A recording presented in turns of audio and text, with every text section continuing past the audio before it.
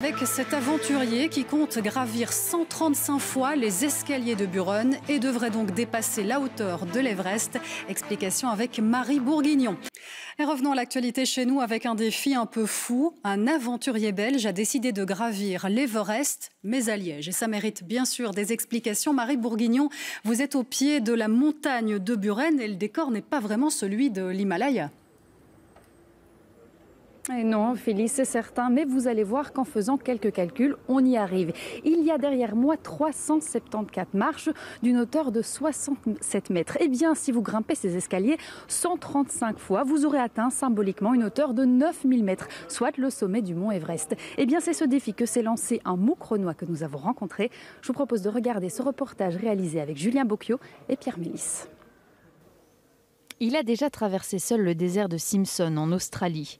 Le coronavirus a mis un frein à ses explorations, mais ce sportif ne s'est pas laissé abattre pour autant. Suite au Covid, on ne peut pas vraiment aller partout. J'étais enfermé, j'ai commencé le confinement très tôt, au 1er mars. Et il fallait que je sorte, quoi. Et puis j'ai entendu parler de la montagne de Buren. J'ai entendu certaines personnes, ils faisaient même l'Everest, donc plusieurs allers-retours. Et je me suis dit, je vais tenter ça.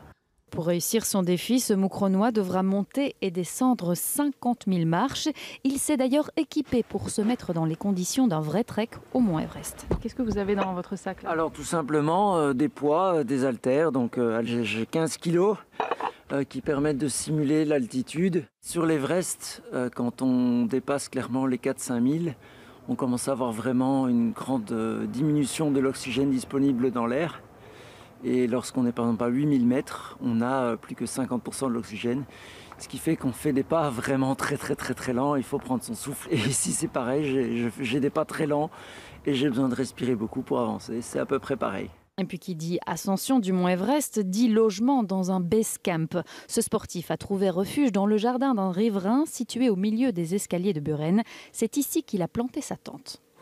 Alors c'est ici que je dors, dans ma tente, donc sac de couchage, un petit espace, le vestibule, mon réchaud. Et puis on a la vue ici du camp de base qui est très belle, sur Liège. Ça c'est un défi qui est extrêmement sportif, il n'y a pas de danger à part musculaire.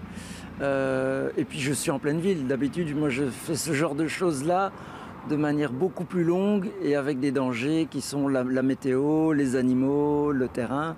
Et puis ce qui est génial, c'est qu'il y a toutes les personnes qui m'encouragent et ça fait vraiment chaud au cœur. Le sportif espère terminer son défi ce soir aux alentours de 21 h. On dit toujours que les derniers mètres sont les plus difficiles, mais il paraît que les sensations ressenties tout en haut du sommet de l'Everest valent le détour.